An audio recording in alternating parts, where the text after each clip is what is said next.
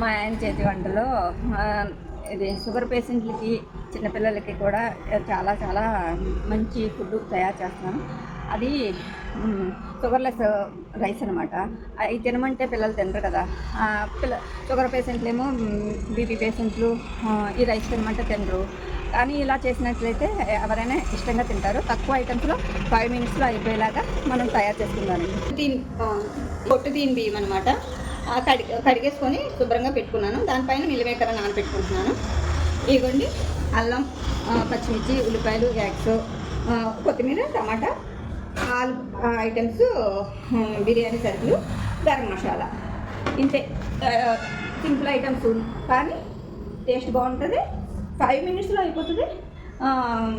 Health కూడా మంచిది. ఒకసారి ఆల్ ఐటమ్స్ బిర్యానీ సరుకులు, టమాటా, మిర్చి, ఇప్పుడు టమాటాలు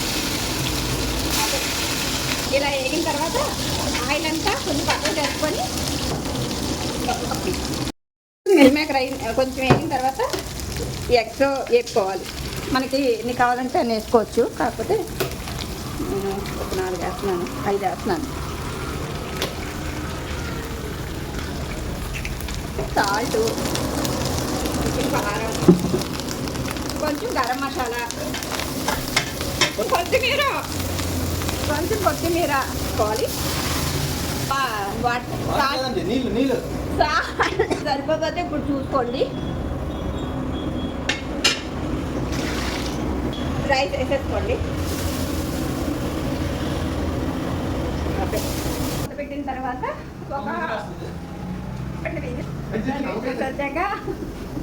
2 విజిల్స్ వచ్చాక ఆపేసుకొని విజిల్ అయిపోయిన తర్వాత తీసుకొని